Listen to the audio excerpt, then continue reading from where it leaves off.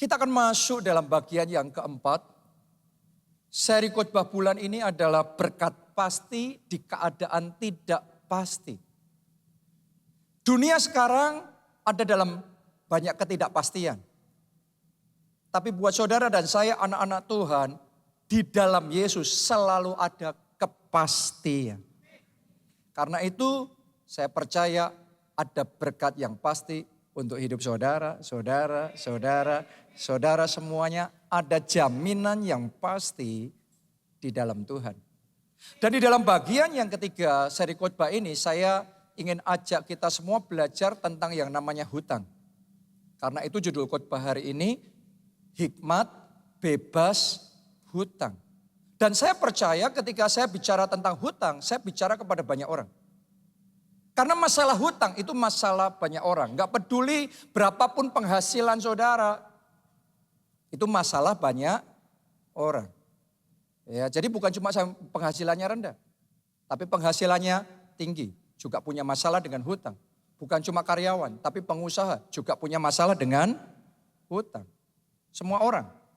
Ya, bukan cuma jemaat, tapi banyak hamba Tuhan juga punya masalah dengan hutang. Karena itu penting sekali untuk kita memahami apa kata firman Tuhan tentang hutang. Alkitab jelas ngomong, walaupun mungkin pakar yang lain banyak yang gak setuju, saya paham benar. Jadi bicara tentang hutang ini saya tahu pro kontranya. Tapi yang pasti firman Tuhan berkata janganlah berhutang apa-apa kepada siapapun juga. Bukan berarti hutang itu dosa. Enggak ya, saya enggak ngomong bahwa hutang itu dosa. Tetapi di dalam hutang ada banyak perangkapnya, ada banyak jeratan-jeratannya yang kalau saudara masuk di situ sangat mungkin orang terjerembab di situ. Kena di situ, habis di situ. Kenapa? Karena hutang adalah sebuah gaya hidup. Hutang adalah sebuah mindset, cara berpikir. Yang akan dipakai oleh iblis, oleh musuh, jadi belalang pelahap. Melahap menggerogoti berkat Tuhan dalam kehidupan anak-anaknya. Itu sebabnya hati-hati dengan hutang. Itu sangat berbahaya sekali. Saudara harus tahu bahwa investor nomor 1 dunia, legendaris, Warren Buffett, dia mengelola harta tertentu dan harta itu bisa menghasilkan keuntungan rata-rata sekian persen per tahun.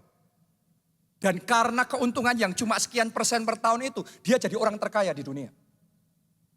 Tapi kalau kita berhutang, yang kita harus bayar, itu persentasenya berlipat-lipat kali ganda. Jauh lebih besar dari yang dihasilkan Warren Buffett. Kalau kayak gitu, caranya kita kaya kapan? Gimana?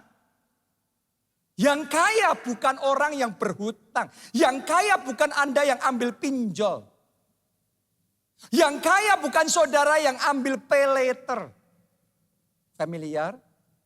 Mungkin saya enggak terlalu familiar, tapi mungkin saudara lebih familiar dari saya. Buy now, pay later. Tahukah saudara yang kaya dari semua itu ya perusahaan pinjolnya. Perusahaan pay letternya, karena itu saudara perhatikan enggak? Ada main internet surfing sebentar muncul iklannya, nanti muncul lagi. Itu iklan dibiayai besar sekali. Kenapa? Itu bisnis yang sangat menguntungkan. Tapi kita kena di situ, sangat menghancurkan. Sekali lagi, hutang, entah itu pinjol, entah itu pay letter, apapun bungkusannya, sama sami mawon. Itu bahasa lain dari hutang. Dan itu yang akan memakan habis berkat-berkat Tuhan dalam kehidupan kita. Kalau kita terjerembab masuk di dalam hutang, kalau kita main-main dengan hutang, kita bisa kehilangan waktu Tuhan. Kairos Tuhan, Alkitab ngomong begini, Tuhan menjadikan segala sesuatu indah pada waktunya. Boleh enggak saudara semua katakan indah pada waktunya? Lebih keras lagi katakan indah pada waktunya.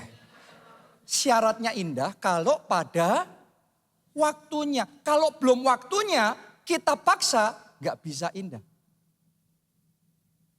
Sama seperti kayak kupu-kupu, terbangnya cakep, indah sekali. Kalau sudah waktunya dia dari ulat jadi kepompong. Dari kepompong jadi kupu-kupu. Kalau sudah waktunya, maka dia akan bisa terbang dengan indahnya. Saya ketemu sama banyak anak muda yang brilian, pinter, berpotensi, hebat, sukses. Harusnya masa depannya terbang dengan indahnya. Tapi seperti kupu-kupu tadi, kalau belum waktunya dipaksa, maunya sekarang, maunya harus terbang sekarang, harus keren sekarang, harus punya rumah sekarang, harus punya mobil sekarang, harus makan di restoran seperti itu sekarang. Belum waktunya, kupu-kupu dipaksa terbang, rusak. Potensi yang sama, pekerjaan yang sama, pengurapan yang sama, semua yang sama, kalau belum waktunya nggak bisa indah. Anda bisa punya rumah pun nabrak, main paksa. Anda bisa punya mobil yang baru pun Anda dipuji-puji. Wah keren, wah Anda disayang, wah ini crazy rich. Rich-nya nggak dapat, crazy-nya aja yang dapat saudaraku. Oke, karena Anda boleh tinggal di rumah yang keren dan kelihatannya mantap. Setahun yang mantapnya. Tahun-tahun berikutnya pahitnya. Tinggal di rumah itu apa sih enaknya kalau tinggal di rumah besar punya sendiri tapi dikejar-kejar debt collector? Pokok belum waktunya tidak indah. Doa saya dalam hidup jemaat keluarga Allah di tempat ini, ada yang mengikuti secara online, dalam nama Yesus hidupmu dibuat indah, dijadikan indah, dijadikan indah. Masa depanmu dijadikan indah oleh Tuhan. Karena itu bersabarlah mengikuti waktunya Tuhan, jangan nabrak prosesnya Tuhan. Banyak orang Kristen gak sabar ngikutin prosesnya Tuhan, maunya instan, jadi instan. No. Pohon yang besar dimulai dari benih yang kecil. Anda kalau sudah melihat teman saudara punya pohon yang besar, Anda kepengennya sekarang. Malah habis, gak indah. Firman Tuhan gak bisa salah. Barang siapa setiap perkara kecil, ia dipercaya perkara yang besar lewat proses. Gereja kita gak langsung jadi seperti sekarang ini. Dimulainya di Jogja 25 tahun yang lalu itu. Di Babarsari sana itu, di kos-kosan sana mulai satu kelompok sel. Dan di momen itu banyak yang lain jauh lebih maju, jauh lebih besar. Belajarlah tidak iri dengan berkatnya orang lain. Bertandinglah dalam pertandingan imanmu sendiri. Setialah dalam perkara kecil. Lakukan yang terbaik. Momenmu akan datang. Jadwal kairos Tuhan dalam hidupmu akan datang. Dan kalau waktunya Tuhan sudah datang, Tuhan akan membuat segala sesuatu indah pada waktunya. Amin. Jadi apa yang kecil di tangan saudara, bersabarlah. Karena Anda akan dikagetkan. Ternyata yang kecil itu bisa jadi segede itu. Tapi orang kalau nggak sabar, kepengennya cepat, malah habis semuanya. Karena kalau kita paksa, pakai hutang, akhirnya akan ada konsekuensinya. Dan hutang itu juga membuat Tuhan merasa nggak perlu memberkati kita. Kenapa kok saya bisa membuat statement kayak gitu? Sederhana. Tuhan itu sudah punya, makanya tadi disebut segala sesuatu indah pada waktunya. Berarti Tuhan punya waktu, Tuhan punya jadwal apa tidak? Yes, ada schedule-nya. Kalau dischedule-kan sama Tuhan, Anda masuk di level itu tahun depan, Anda paksa sekarang, bisa rusak loh. Tuhan sudah jadwalin, ini kamu punya rumah 2 tahun lagi. Ini kamu punya mobil tahun depan. Tapi kamu maunya sekarang. Ganti handphone sekarang, semuanya sekarang. Beli tas Gucci-nya sekarang. Anda mungkin dipuji teman saudara, tapi Anda duluin waktunya Tuhan. Dan kalau Anda duluin waktunya Tuhan, Tuhan angkat tangan. Tuhan lepas tangan. Dan kalau Tuhan sudah lepas tangan, kita sendiri yang nanggung keputusan kita. Tapi kalau saudara ngikutin schedule-nya Tuhan, Anda jalan di waktunya Tuhan. Dengarkan baik-baik, Dia Jehovah Jireh. Dia Allah yang menyediakan segala yang kita butuhkan. Saya doa mulai hari ini tidak ada yang duluin Tuhan, tidak ada yang maksa-maksa sebelum waktunya. Saya berdoa Anda setia sama Tuhan. Anda berjalan sesuai dengan temponya Tuhan. Dan Anda akan melihat hidup saudara indah. Tuhan yang akan mendandani saudara dengan anugerahnya yang sempurna. Karena itu belajar untuk bersabar, belajar untuk mencukupkan diri dengan berkat yang Ada. Belajar untuk bersyukur. Belajar untuk tidak iri. Kalau temanmu ganti handphone, jangan iri. Oke? Kalau Anda scroll Instagramnya, wih traveling lagi. Wih makan di resto keren, baru di Jogja nih, wah keren, keren. Tidak semua yang keren, benar-benar keren. Tidak semua yang kelihatan keren, tambah kaya. Banyak yang keren, jadi miskin. Coba kita baca Amsal pasalnya yang ke-13 ayat yang ke-7. Ada orang yang berlagak kaya, tetapi tidak mempunyai apa-apa. Ini Tuhan Alkitab yang ngomong loh saudaraku. Ada orang, di Jogja ada enggak yang kayak gitu? Ada. Teman-teman saudara ada enggak yang kayak gitu? Ada, oke. Di Instagram ada enggak kayak gitu? Banyak. Di TikTok lebih banyak lagi saudaraku. Ya, di mana-mana, di Solo kah, di Jakarta kah, kita mau ada orang yang berlagak kaya, tapi nggak punya apa-apa. Kalau ada bukan berarti semua ya, ada juga yang berlagak kaya dan memang benar-benar kaya. Tapi tidak semua orang berlagak kaya sama dengan kaya.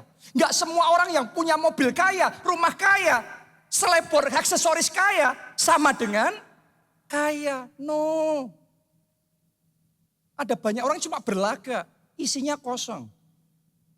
Alkitab sudah ngomong kayak gitu. Jadi saudara mesti ngerti ini. Lanjutkan pembacaan itu. Ada pula yang berpura-pura miskin tetapi hartanya banyak. Minggu lalu saya baru saja ketemu sama seorang bapak.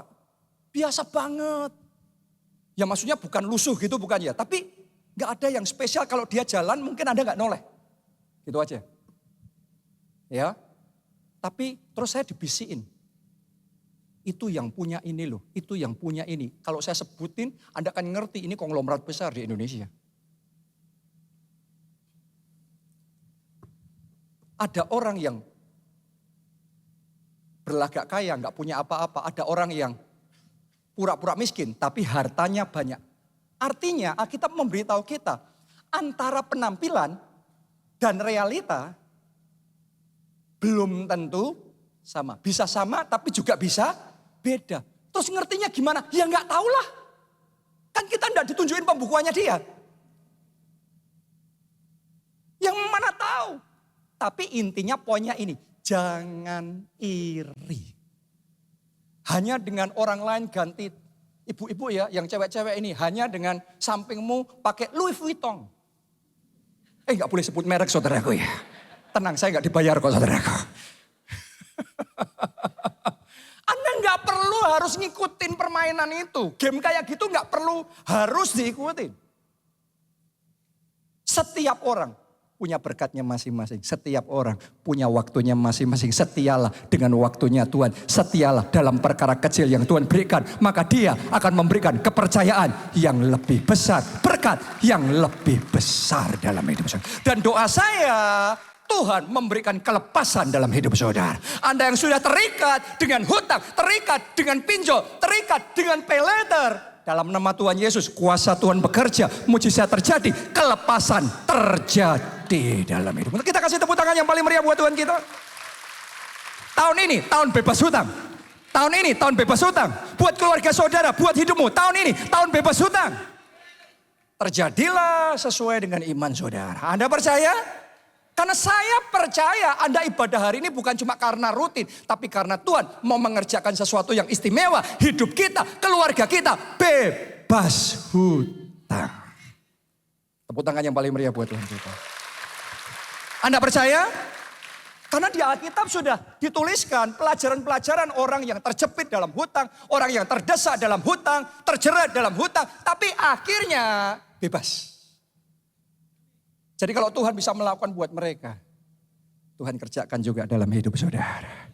Itu akan jadi ini akan jadi tahun yang spesial karena tahun ini akan ada di sini orang-orang yang tahun-tahun sebelumnya terus nggak pernah lepas dari jerat hutang.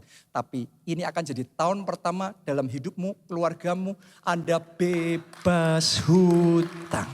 Selamanya bebas hutang. Mau belajar dari firman Tuhan?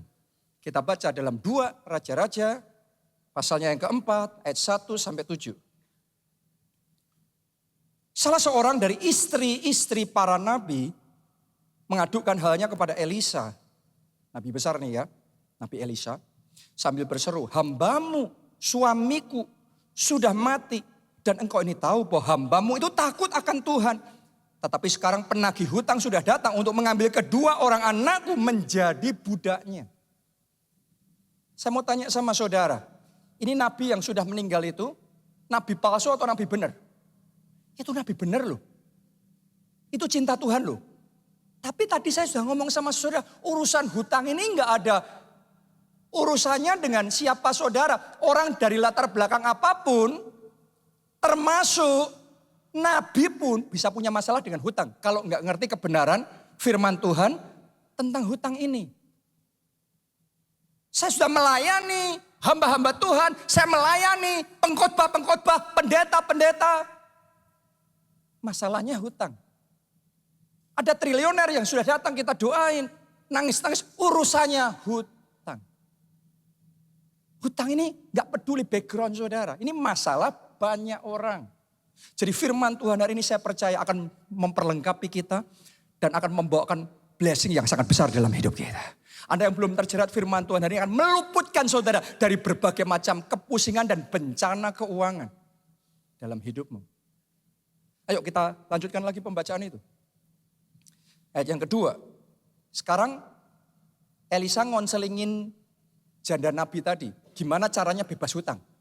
Ya jadi ini janda nabi datang ke Elisa. Sekarang Elisa ngonselingin nih. Ini loh caranya bebas hutang. Anda pelajari ya. Nanti Anda bisa ngerti. Jawab Elisa kepadanya. Apakah yang dapat ku perbuat bagimu? Beritahukanlah kepadaku apa-apa yang kau punya. Berkatalah perempuan itu. Hambamu ini tidak punya sesuatu apapun di rumah. Awalnya dia merasa nggak punya apa-apa. Terus setelah itu dia ngomong gini, kecuali sebuah buli-buli berisi minyak. Lagi ingat dia. Ayat 3. Lalu berkatalah Elisa, pergilah mintalah bejana-bejana dari luar daripada segala tetanggamu, bejana-bejana kosong. Tetapi jangan terlalu sedikit. Kemudian masuklah, tutuplah pintu sesudah engkau dan anak-anakmu masuk. Lalu tuanglah minyak itu ke dalam segala bejana. Mana yang penuh angkatlah. Pergilah perempuan itu daripadanya. Ditutupnyalah pintu sesudah ia dan anak-anaknya masuk. Dan anak-anaknya mendekatkan bejana-bejana kepadanya. Sedang ia terus menuang. Ketika bejana-bejana itu sudah penuh. Berkatalah perempuan itu kepada anaknya. Dekatkanlah kepadaku bejana lagi. Tetapi jawabnya kepada ibunya, tidak ada lagi bejana. Lalu berhentilah minyak itu mengalir. Kemudian pergilah perempuan itu memberitahukannya kepada abdi Allah. Dan orang ini berkata, pergilah, jualah minyak itu. Nah yang ngomong ini Elisa saudaraku ya. Coba perhatikan, kalimat berikutnya Elisa ngomong apa? Apa itu? Bayarlah hutangmu. Coba katakan itu dengan keras. 1, 2, 3. Bayarlah hutangmu. Sekarang ngomong yang sama kiri kanan sudah. Bayar hutang, bayar hutang, bayar hutang, bayar hutang. Dan hiduplah dari lebihnya engkau serta anak-anakmu. Akhirnya janda nabi ini bebas hutang. Nah kalau Anda perhatikan ada 2 kunci kenapa janda nabi ini bisa bebas hutang. Yang paling utama karena Tuhan turut campur. Saya berdoa dalam hidupmu Tuhan turut campur. Tuhan tidak tinggal diam, tapi campur tangan Tuhan nyata dalam hidup saudara. Nyata dalam pekerjaan, nyata di dalam keuangan saudara. Karena kalau Tuhan nggak turut campur semuanya sia-sia. Tapi sekali Tuhan turut campur, Anda akan melihat kemuliaannya dinyatakan. Bebas hutang. Tapi itu bukan satu-satunya loh. Anda perhatikan. Faktor yang kedua yang membuat mereka bisa bebas hutang.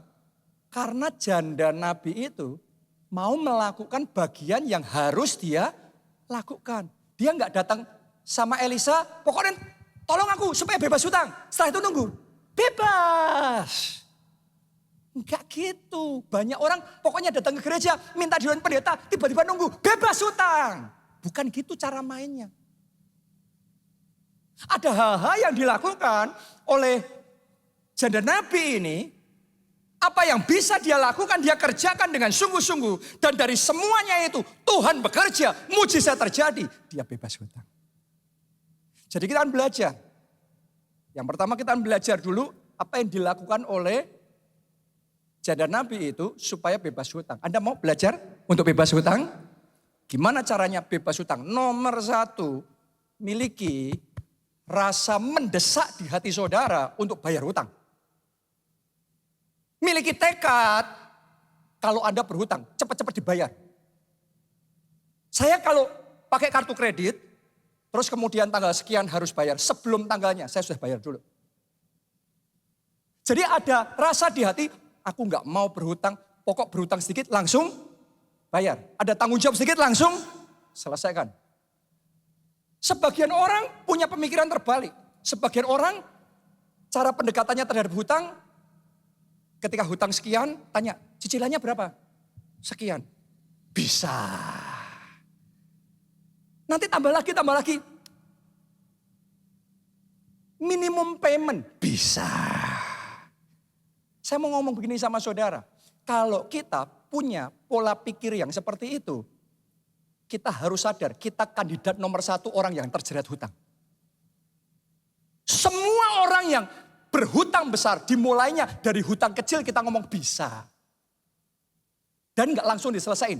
Hutangnya terus, nanti dibayar, diangsur terus. Nanti bunganya aja yang dibayar, minimum payment yang dibayar. Itu yang dialami oleh Nabi itu. Saya yakin saudaraku, Nabi itu nggak mungkin sekali hutang langsung banyak, terus kemudian anaknya langsung diambil jadi budak. No, diawali dari kecil dulu. Dia butuh apa? Terus nggak ada, pinjam aja deh. Bisa dibayar. Lama-lama tambah gede nih, bisa. Bisa emergency terjadi. Keadaan tidak terduga terjadi, akhirnya tidak bisa, stres lah dia. Stres. Stroke.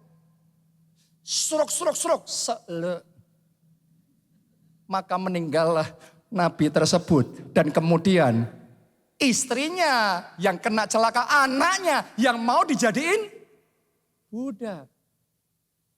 Kenapa? Dimulai dari apa tadi? Kebiasaan gak merasa perlu nyelesain hutang. Bahaya loh saudaraku. Sekali lagi hutang itu bukan cuma nominalnya. Hutang itu mindsetnya. Hutang itu gaya hidupnya. Itu yang jadi jerat perangkap. Akhirnya menjatuhkan kita. Banyak orang ngomong bisa, ini bisa. Tapi Anda harus tahu, di waktu normal bisa. Tapi tidak semua waktu, sekian tahun ke depan itu akan selalu sesuai dengan yang kita prediksi. Anda coba aja hitung 15 tahun mundur ke belakang. Nggak usah memprediksi yang ke depan. Anda belajar pengalaman 15 tahun yang lalu. Apakah Anda memprediksi pandemi? Apakah Anda memprediksi gempa Jogja? Itu baru masalah Jogja, baru masalah dunia. Bagaimana dengan emergency di keluarga saudara? Wah nanti tiba-tiba muncul kebutuhan ini. Wah terjadi ini itu dan lain sebagainya. Kalau kita ngitungnya hutang, bisa. Akan ada momennya kita dikagetkan. Tiba-tiba habis itu. Hutang kecil akan kegulung jadi besar. Kenapa? Karena nggak ada sense of urgency. Nggak ada rasa mendesak di hati. Kalau berhutang, bayar. Hari ini saya mau ngomong sama saudara, miliki rasa mendesak di hati. Hutang harus dibayar. Hutang harus dibayar. Hutang harus dibayar. Itu mindset, itu gaya hidup, itu cara berpikir. Nah, khususnya buat pengusaha, urusan hutang ini saya sangat paham sekali, akan tarik menarik. Akan ada pro dan kontra, akan ada teori macam-macam, hutang baik, hutang gak baik, hutang produktif, hutang konsumtif. Saya sangat paham itu. Tapi hari ini saya mau ngomong sama saudara. Dulu saya juga sama. Bahkan gereja kita sama. Gereja kita dimulai awal, ketika memulai pertama, kita tuh beli gedung bioskop dirubah jadi gedung gereja. Dan itu pakai hutang. pada zaman itu. Tapi saya mau ngomong sama saudara, yang dialami oleh keluarga Nabi itu tadi, hampir kayak gitu kita ngalami. Kita hampir kolaps, kita hampir bangkrut karena hutang. Pendeta gereja terbesar di dunia di periode sebelumnya, sekarang sudah almarhum, yaitu pendeta Yonggi Cho, pernah cerita, hampir bangkrut gara-gara hutang. Karena membangun gedung gereja besar di pikirannya, untuk membangun gedung yang besar, butuh hutang. Waktu hutang, krisis melanda, kaget. Begitu kaget, kolaps. Dia sudah kayak stres dan dia ngomong, dia mengaku, dia hampir bunuh diri. Pendeta loh saudaraku. Jadi sama seperti tadi, Nabi itu meninggal karena stres urusan hutang. Loh, hutang itu membuat orang sehat jadi sakit loh. Benar apa tidak? Hutang itu membuat perut sehat jadi mah loh. Hutang itu membuat pernikahan yang bahagia, tegangan tinggi terus loh. Jadi hutang itu jangan cuma saudara ngitung berapa bunganya, cuma matematika uangnya. Hutang itu kosnya besar sekali. Dulu saya percayanya untuk proyek besar butuh hutang. Makanya setelah itu selesai pun ngambil hutang lagi, 10 miliar lagi hutang.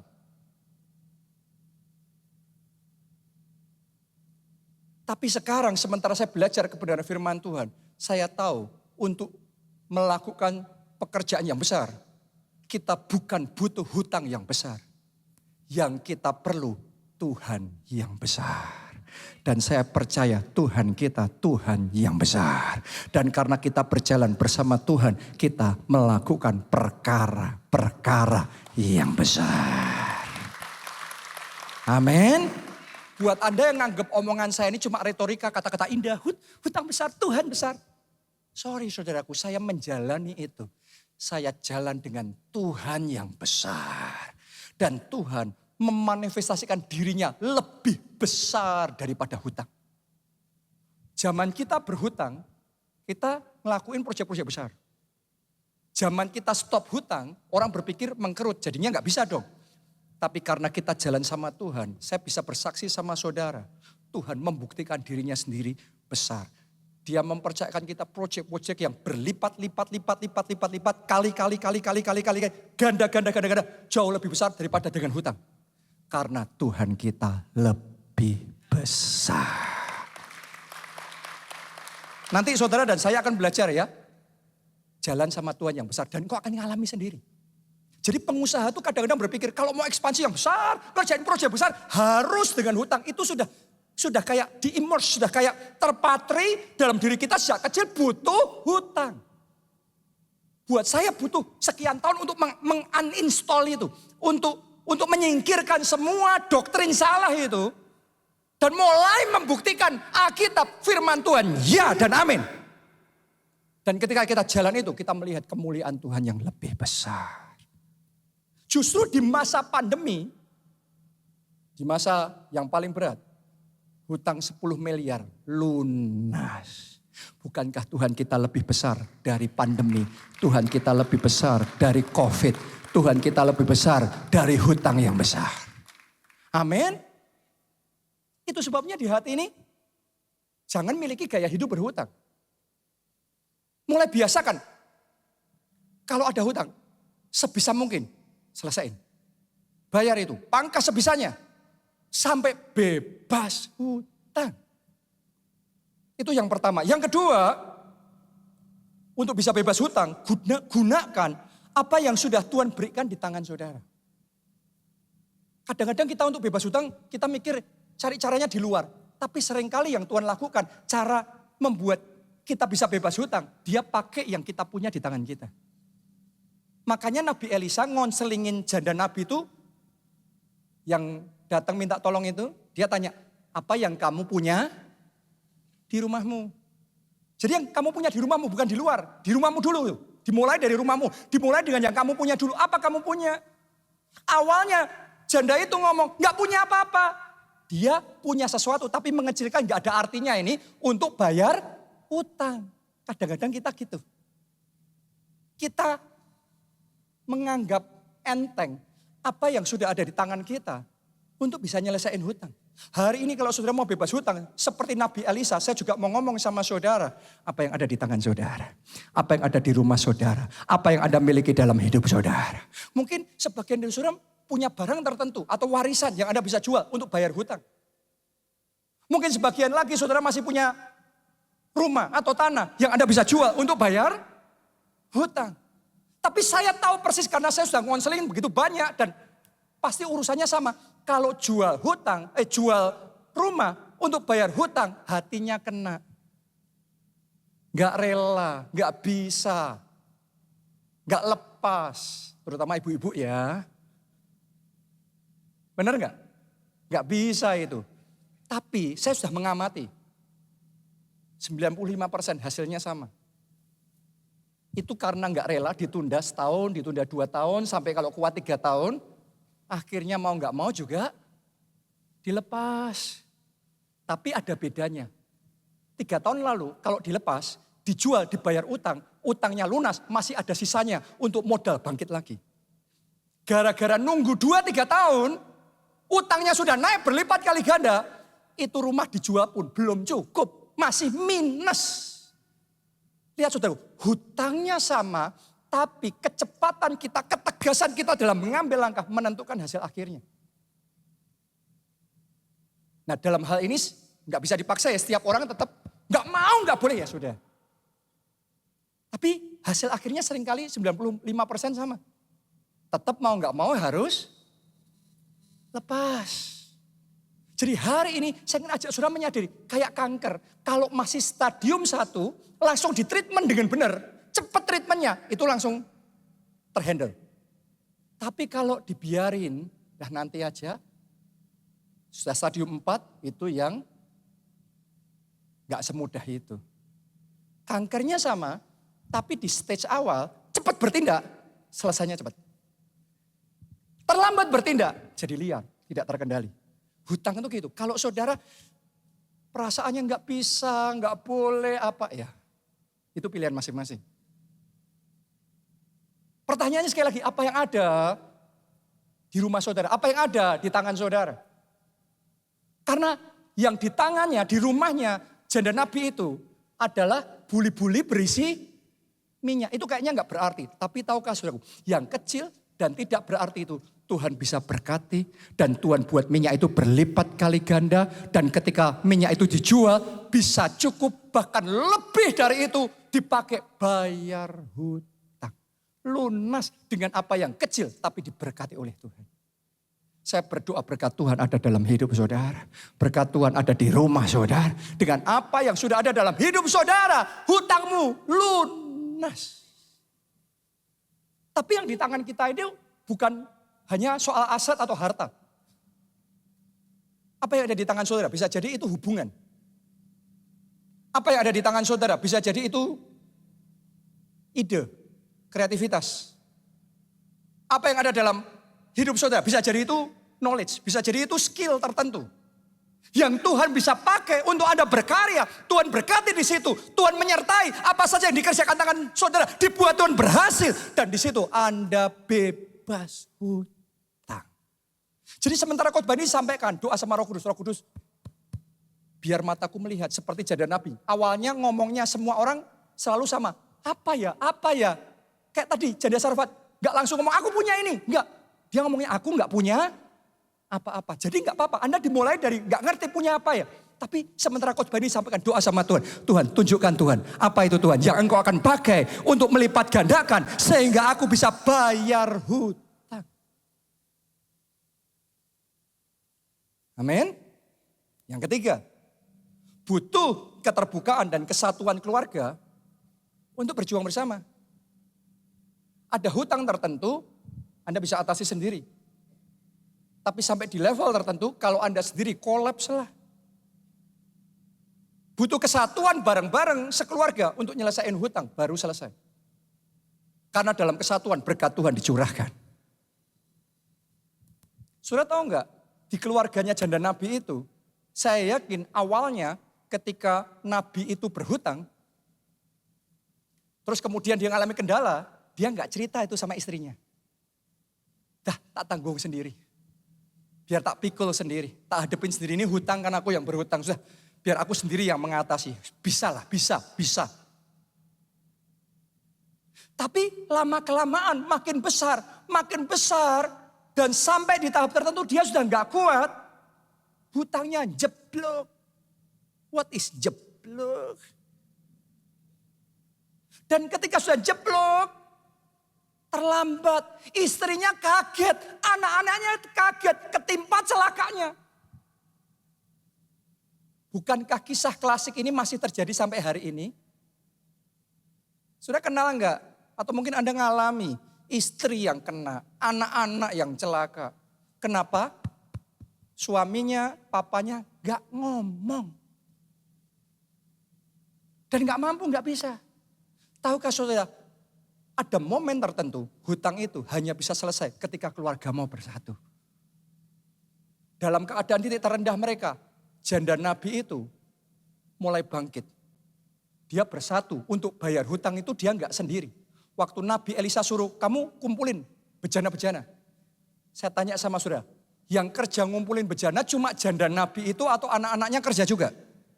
Anak-anaknya ikut. Karena kalau yang ngumpulin cuma jandanya, ya terus kemudian dapat paling cuma 2, 3, 4, 5 bejana. Dan kalau dapatnya cuma 5 bejana, terus mujizat terjadi, minyak itu mengalir, memenuhi bejana. Yang penuh berapa? 5.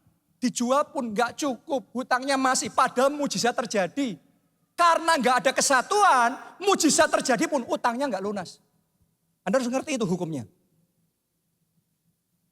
Jadi Anda harus tahu, mujizat itu cara Tuhan bekerja itu kadang-kadang nyerahin sama kita. Seberapa hatimu nyampe.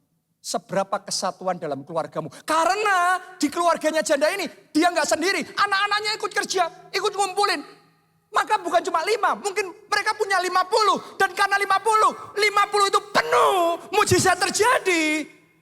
Maka dijual, hutangnya lunas. Dan mereka hidup berkelimpahan. Mereka hidup diberkati. Oh, saya berdoa hutangmu lunas dan engkau hidup berkelimpahan. Engkau hidup diberkati, engkau hidup jadi berkat. Tepuk tangannya yang meriah buat Tuhan kita yang luar biasa. Itu sebabnya saya mau ajak bahkan istri-istri yang seumur hidupnya nggak pernah kerja. Ada momen tertentu Anda tetap harus kerja.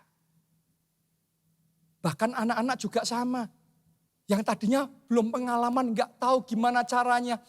Ada momen tertentu, mau bapaknya, mau ibunya, anak-anaknya, ayo bangkit bersama, berjuang bersama, berdoa bersama, dalam kesatuan. Karena Tuhan suka dengan kesatuan, kita mau dalam kesatuan, berkat diperintahkan. Doa saya tahun ini, berkat diperintahkan dalam hidup saudara, dalam keluarga saudara, di rumah saudara. Berkat itu diperintahkan Tuhan datang berlimpah-limpah. Kita kasih tepuk tangan yang paling meriah buat Tuhan kita. Amin.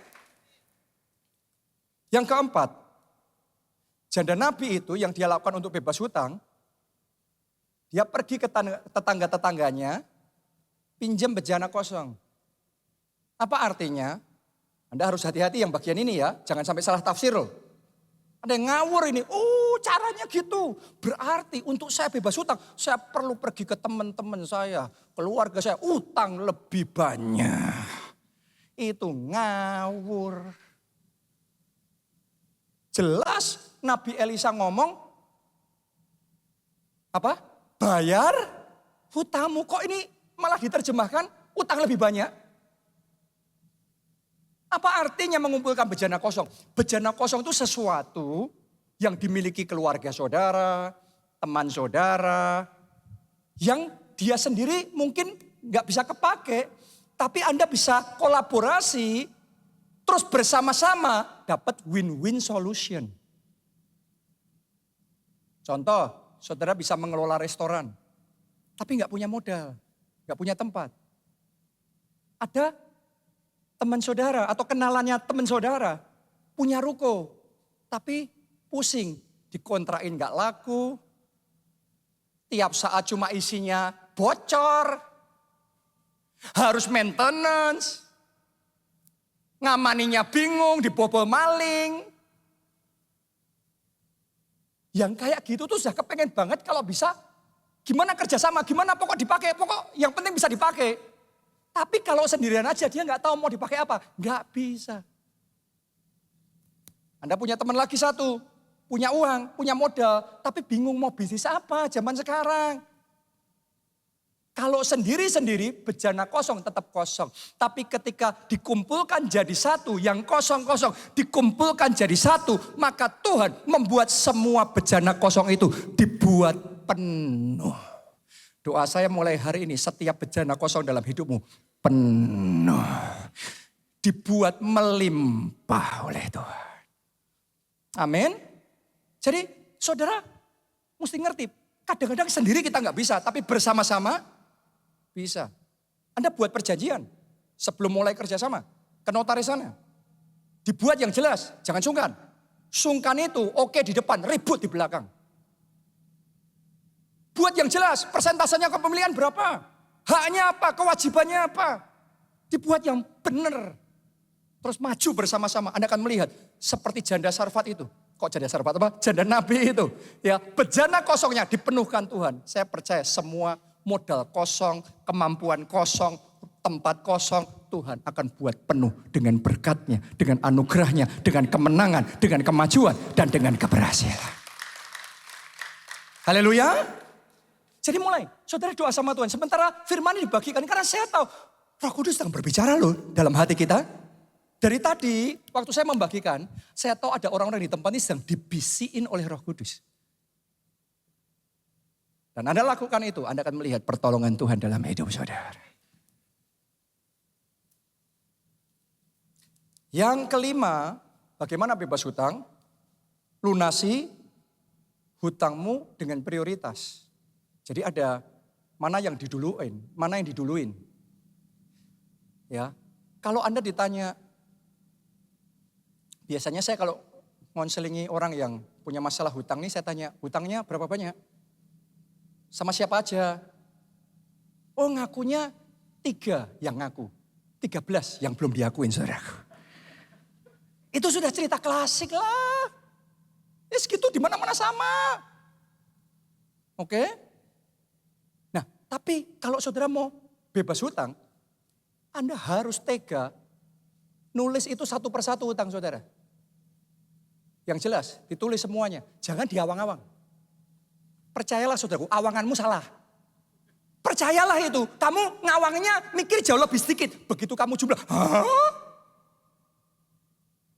Itu sudah bolak-balik terjadi kayak gitu, pasti. Karena itu harus ditulis. Dan waktu Anda nulis, Anda akan menemukan, tidak semua hutang setara. Ada hutang dengan bunga yang lebih tinggi, ada yang bunganya lebih lunak. Ada hutang yang saudara hanya bisa dapatkan kalau Anda ngasih jaminan yang kuat. Tapi ada hutang yang kreditornya nggak apa-apa, hutang aja. Tanpa jaminan itu sudah mindsetnya beda mereka. Mereka sudah ngerti akan ada rasio itu tidak terbayar. Ada hutang yang saudara hutang dengan institusi yang resmi. Tapi ada hutang yang nggak punya izin, ya pinjol yang ilegal, itu treatmentnya nggak bisa sama. Anda tuliskan semuanya, buat skala prioritas, doa, tanya sama Tuhan, yang mana dulu untuk dihajar. Diprioritaskan. Karena hutang itu, kalau kita langsung mikirnya semuanya, sudah ngeblank dulu, uyang dulu, pingsan dulu. Malah nggak ngapa-ngapain. Tapi kalau saudara, ketika hutang itu di breakdown, oke, targetin yang ini dulu, yang lainnya sudah pokoknya yang ini hajar dulu. Nanti Anda akan heran, tiba-tiba 1 selesai. 2 coret, 3 kita menang. Terus sampai akhirnya lunas. Oke, dan gini. Kalau saudara berhutang dan Anda dalam posisi yang memang sudah tidak mampu bayar hutang. Saya ngomong apa? Tidak mampu bayar hutang, segera ambil tindakan. Ini penting. Saya ngomong tidak mampu loh ya, bukan tidak mau loh ya. Kalau tidak mau bayar hutang urusannya lain tuh. Itu nakal kalau itu. Anda akan tanggung jawab sama Tuhan. Itu perlu bertobat solusinya. Oke? Tapi kalau tidak mampu bayar hutang, jangan nge-freeze. Jangan ngeblank terus gak ngapa-ngapain, ditunggu, bingung. Anda nunggu bingung kayak gitu, setahun lagi hutangmu lipat ganda. Makanya hutang kalau saudara tidak mampu, Anda harus segera ngambil tindakan, ngomong yang benar. Saya sudah tidak bisa bayar hutang. Itu kena di gengsi langsung. Gak bisa kena di hati itu. Tapi itu harus Anda lakukan. Begitu Anda lakukan itu, negosiasi dimulai. Oke, kalau gitu gimana caranya nih? Kan tetap ada hutangnya. Negosiasi. Bunganya di-freeze dulu. Dibekuin dulu. Mungkin Anda nganggep, gak terlalu beda jauh bunga dan, saya yakinkan saudara, bunga tetap jalan dan bunga dihentikan. Beda besar. Anda harus fight di situ kalau Anda memang benar-benar tidak mampu. Perjuangkan nego itu bunga hutang dibekukan. Bahkan saudara juga bisa nego bunganya yang sudah numpuk-numpuk dihapuskan. Apa bisa apa? Bisa. Bisa. Sekali lagi saya perlu tekankan ini. Bisa. Bahkan hutang pokoknya Anda bisa nego juga. Kalau gitu hutang pokoknya termin. Kita tetap tanggung jawab. Saya harus tanggung jawab kalau saya berhutang. Saya harus bayar hutang. Tapi kita butuh nafas. Betul enggak? Kita butuh waktu. Kalau Anda sudah mencapai kesepakatan itu. Anda di posisi yang siap bebas hutang. Karena sekarang Anda bisa bekerja. Sudah ada kesepakatan enggak bingung lagi kan? Enggak dikejar-kejar sampai kayak gimana. Anda bisa bekerja. Menghasilkan. Hidup. Selebihnya bayar. Bayar. 1 selesai, 2 selesai, 3 selesai. Akhirnya lunas. Jadi ada bagian yang harus kita lakukan. Saudara nggak bisa datang di gereja, pokoknya datang ke Nabi Elisa, terus minta didoain, tiba-tiba bebas hutang. Nyeng. No. Ada hal-hal yang harus kita lakukan. Jangan lemparkan semua tanggung jawab sama Tuhan. Tuhan yang bayarin utangku. Yang utang sopo. Ambil tanggung jawab. Yang Anda bisa lakukan harus engkau lakukan dengan maksimal. Tapi setelah Anda melakukan dengan maksimal yang engkau bisa lakukan.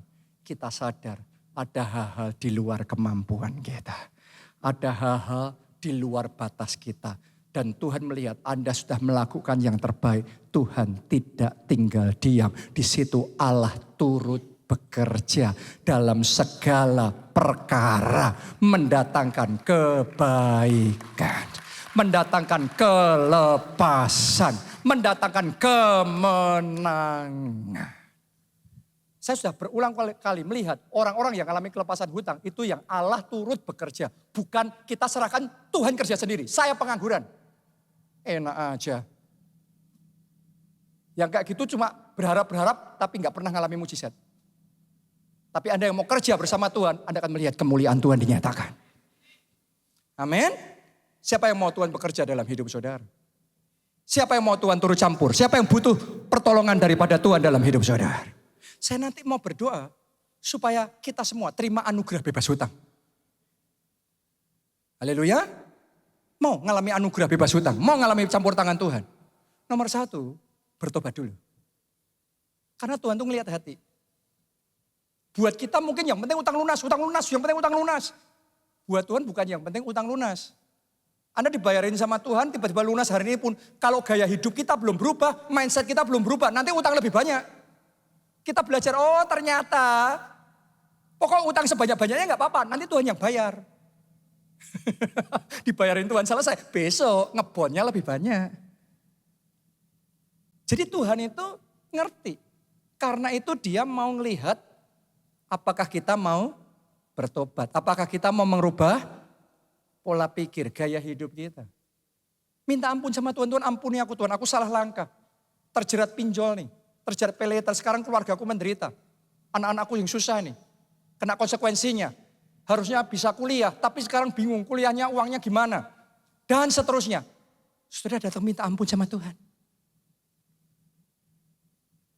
Yang kedua, apapun petunjuk yang Tuhan ngomong sama saudara, apapun rema yang Tuhan suruh Anda lakukan, belajar taat. Amin. Kadang-kadang taat sama Tuhan itu gak masuk akal. Seperti janda Nabi, dia maunya bebas hutang. Tapi malah disuruh repot, ngumpulin bejana. Urusannya apa? Ngumpulin bejana sama utang lunas. Kadang-kadang gak masuk akal. Tapi sekalipun Tuhan suruh saudara yang tidak masuk akal, kerjain taat. Karena Tuhan tuh ngetes hati kita. Dari hal-hal ketaatan-ketaatan kecil seperti itu, Tuhan ngelihat hati kita.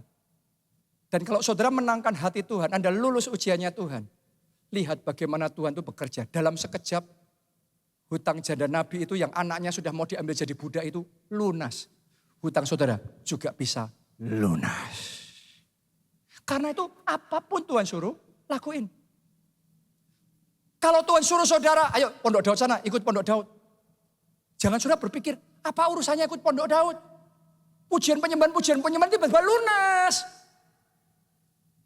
Loh, itu loh saudaraku, caranya supaya tembok Yeriko bisa rontok dan perangnya bangsa Israel menang, disuruh putar. Gak masuk akal. Intinya apa? Ketaatan. Tahukah saudara banyak orang yang ikut Pondok Daud terima jawaban doa dan mengalami mujizat yang luar biasa. Bebas hutang. Kalau Tuhan suruh saudara kembaliin persepuluhan, belajar taat. Sebagian orang mikir, kitanya yang butuh malah disuruh ngasih. Itu dia. Kita nggak ngerti, nggak dong. Kayak orang kalau nggak dong itu ngelihat perintahnya Tuhan sama Abraham, malah disuruh mempersembahkan Ishak. Lah, punya cuma satu, disuruh ngasih. Jadi korban persembahan. Buat orang yang nggak dong, itu tega. Tapi tahukah saudara, Tuhan kita nggak pernah merugikan kita. Kalau dia suruh kita melakukan sesuatu semata-mata mendatangkan kebaikan. Ketika Abraham taat, justru Tuhan kasih dia keturunan sebanyak bintang di langit dan pasir di lautan. Abraham jadi bapak banyak bangsa karena taat. Tuhan tuh ngelihat hati loh. Tuhan tuh ngelihat hati. Kalau saudara disuruh baptis air, jangan nunggu nanti-nanti. Kita mau barang siapa percaya dan dibaptis, ia diselamatkan. Saudara nunggu apa lagi? Ayo melangkah, baptis air.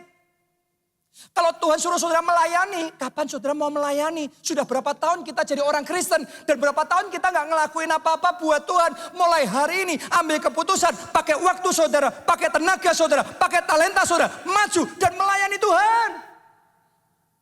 Itu ketaatan-ketaatan kecil yang dilihat sama Tuhan.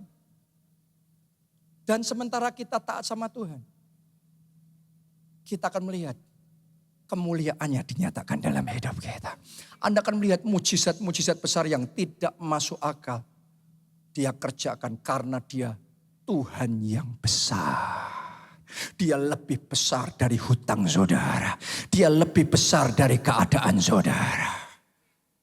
Saya bisa bersaksi sama saudara, Tuhan kita sungguh Tuhan yang besar.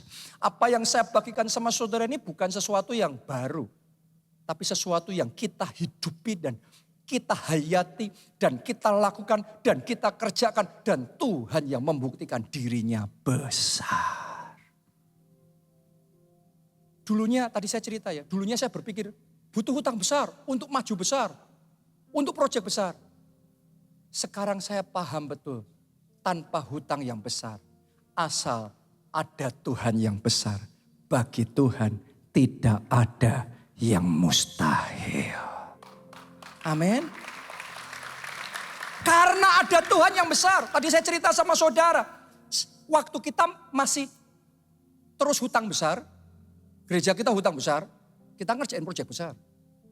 Tapi setelah kita berhenti hutang sama sekali, justru proyek yang Tuhan percaya sama kita berlipat kali ganda jauh lebih besar. Anda bisa ngelihat di Jogja sendiri selama pandemi.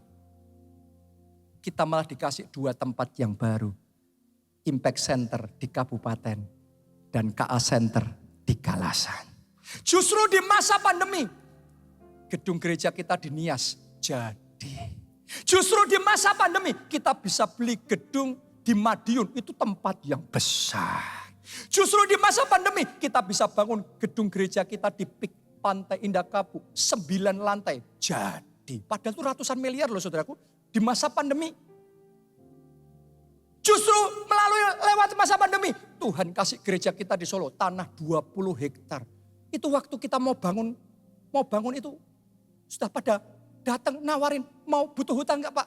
Direktur bank pada datang dan nawarin, butuh hutang enggak? Butuh hutang. Tapi kita ngomong tanpa hutang.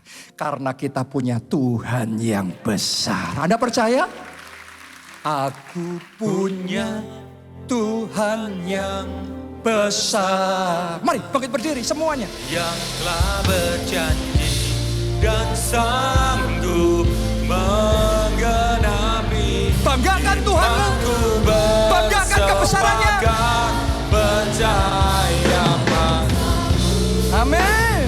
Ku terima sekarang kemenangan. Mari semuanya angkat 2 tangan tinggi-tinggi dan katakan, aku punya Tuhan yang besar, yang telah berjanji dan sanggup menggenapi. Imanku bersepakat percaya kuasa-Mu. Ku terima sekarang kemenangan dari. sekali lagi. Mari dengan iman segenap hati katakan, Aku punya Tuhan yang besar, yang telah berjanji dan sanggup menggenapi. Imanku bersepakat percaya kuasa-Mu. Ku terima sekarang kemenangan dari-Mu. Anda percaya Tuhanmu besar? Amin. Dia lebih besar dari keadaanmu. Dia lebih besar dari hutang-hutangmu. Yang Anda butuhkan bukan hutang yang besar. Yang Anda perlukan Tuhan yang besar. Alami itu secara pribadi. Saya bisa ngomong seperti ini karena saya ngalamin secara pribadi. Makanya saya punya keyakinan yang kokoh di dalam firman Tuhan. Yes, Tuhanku, Tuhan yang besar. Kalau Anda tahu bagaimana berjalan bersama dengan Tuhan, Anda akan mengalami kebesaran Tuhan dalam kehidupan saudara. Sekarang saya mau berdoa supaya Tuhan memberikan anugerah bebas hutang. Buat Anda yang terjerat dengan pinjol, pay later, Anda yang terjerat dengan hutang kartu kredit, mungkin KPR Anda macet, atau apapun itu. Saya mau berdoa karena ini momennya anugerah. Doa saya anugerah Tuhan datang dalam hidup saudara. Amin. Sehingga ada bebas hutang. Amin. Bahkan Anda yang saat ini tidak berhutang, saya juga mau berdoa buat saudara. Supaya dalam hidupmu Anda dapat anugerah bebas hutang seumur hidup saudara. Anda yang mau itu, mari angkat 2 tangan saudara dan masing-masing doa sama Tuhan. Tuhan, aku mau anugerah itu. Tuhan, aku butuh anugerah bebas hutang. Bekerjalah ya Tuhan. Nyatakan kuasa-Mu ya Tuhan. Aku mau anugerah bebas hutang. Doa saudara, doa. Oh, rala pasya, rala pakasya, rala pasya, rala. Shkira pasya, rala pasya, rala pasya. Bagian kita harus kita lakukan. Tapi kita butuh kuasa Tuhan. Kita butuh anugerah Tuhan. Kita butuh mujizat Tuhan. Saat ini saya mau berdoa supaya kuasanya dilepaskan. Ya Tuhan. Anda ready? Ya. Dalam nama Tuhan Yesus, semua belenggu hutang dihancurkan. Amin. Semua belenggu perbudakan hutang dihancurkan. Ya. Dan sekarang saya deklarasikan dalam nama Yesus, you are blessed. Engkau diberkati. Engkau diberkati. Engkau diberkati. Sekarang terima anugerah bebas hutang. Terima anugerah bebas tebas hutang seumur hidup saudara. Amin. Ya. Sebab kita punya Tuhan yang besar. Aku punya Tuhan yang besar, yang tak berjanji dan sanggup menggenapi. Imanku bersepakat percaya kuasa-Mu. Ku terima sekarang kemenangan. Mari bersama-sama dengan segenap hati katakan, aku punya Tuhan. Aku punya Tuhan yang besar, yang telah berjanji dan sanggup menggenapi. Imanku bersepakat percaya kuasa-Mu.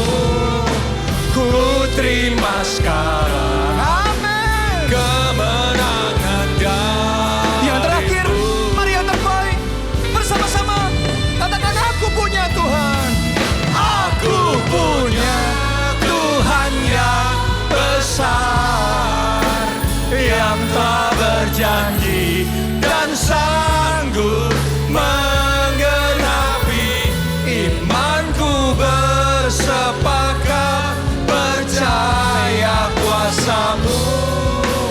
Ku terima sekarang kemenangan darimu.